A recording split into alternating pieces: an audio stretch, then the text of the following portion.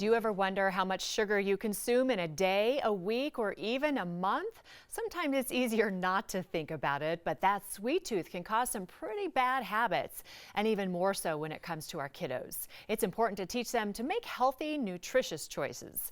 So joining me today is Naomi Amaha-Galnick, and she's the Vice President of the Health Strategies with the American Heart Association, and she's joining me today to get us thinking about ways to cut our sugar in our children's diet and also ways to promote healthier choices, which is important for all of us, not just our kids, but it starts with the parents, I would assume. Absolutely. All right, what we're going to talk about first is Healthy Kids Meals Policy. What is that? Yes, so this is a policy the American Heart Association is supporting that simply says if a restaurant is offering what we call a bundled kids meal, so a kids meal where the drink is included in the total price, we're asking that restaurants put on their menu water or unflavored milk as that standard option that is first presented to families when they're eating out. Okay, well, that's a great choice. And then they have a choice as parents. They're not always having to pick the sugary drink for their kids. Absolutely. Okay.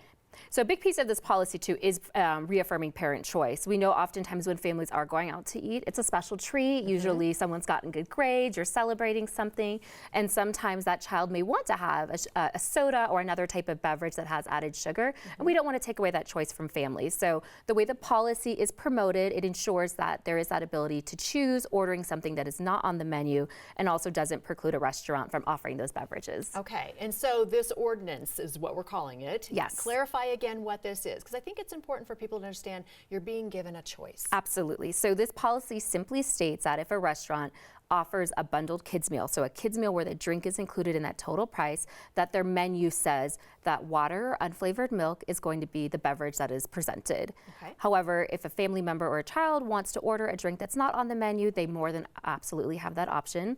This is a policy that we're working on in a few communities here in Colorado. We find it to be something that a lot of parents support because we know families eat out often. They want to provide that healthy option for their children or the children that they care for when they're eating out. And so we just want to ensure that they is first presented, so that's what the child first sees. Yeah, absolutely. Now, are there some misconceptions about the ordinance? Yes, I think some people think that it could be conceived as a ban on sugary drinks, but this is absolutely not. It's really just looking at a menu as a piece of marketing and trying to promote a healthy option as for the first touch point when someone's eating out. Okay, Naomi, why do we need this? So more and more science is showing that a lot of the added sugars that people consume every day are coming from sugary drinks. Almost 46% of added sugars are coming from beverages. And so the research also shows that continued consumption of sugar over time is really having an impact on people's health and leads them to be more likely to develop heart disease, diabetes, have teeth issues. And so building those healthy habits early in life make a really big change in someone's overall health. So we think this is a great policy that helps in building that kind of behavior change and also that option for people just to want to choose the healthier choice. Listen, my family has a sweet tooth. My kids have sweet tooth, but we don't really let them have those sugary drinks. Yes. And so my son we were in a pharmacy the other day, and he reached into a cooler and he pulled out like a grape juice. And I shook my head no, and I said, look at the sugar content.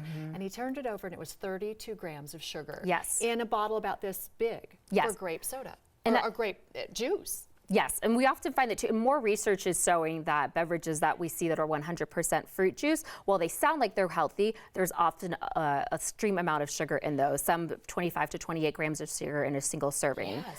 And that's really important too. And so our organization recommends that adults really only have, so for men, 9 teaspoons of sugar in a day, for women and children, 16 spoons of sugar. And you look at those beverages, an average soda might have 12 teaspoons of sugar. So that in yourself, and that's not including the food that we're eating every day. Absolutely. All right, we can't ignore this visual here. Do you know what this is? So this is sugar. This is sugar. This is about 30 pounds of sugar. And we find that American kids consume 77 grams of sugar each day. That's 3 times what the American Heart Association recommends. That can add up to 60 pounds of sugar in a year. So this is only half of what our young people are consuming in a year. Does it make your teeth hurt? It does. Bit? Yeah, it makes my teeth hurt too. And okay, so what is the recommended sugar consumption again? We want folks to really know what this is and be able to look at those labels and know where they're at during the day. So for men, it's 9 teaspoons a day. For women and children, it's 6 teaspoons a day. And that's including beverages and food. Beverages and food. And that's the sometimes kicker. we just grab it and go and we don't realize some of the things that have sugar, even though it says all natural. All right, some other tips to really help us keep that sugar intake down. What else do you have for us? So one thing we've always recommended, so with this policy, we're looking at water, unflavored milk. Look at all their healthy alternatives for water. So a lot of people infuse fruit in their waters just to add a nice little flavor to it. I'm a big proponent. I love sparkling water too. That's really helped me in moving away from consuming diet sodas, which I used to often. We're also asking folks just to read labels, kind of learn more about the beverages and the food that you're consuming, and try and find those healthy options, fruits, vegetables, trying to limit processed foods too, because there's a lot of added sugar in those. Yeah, I find that just a carbonated water, a good Italian sparkling water will do the trick in feeling like you're drinking a soda that has a lot of that sugar. This is a first step in really helping with childhood obesity. Absolutely. Isn't it? Yeah, why is that important?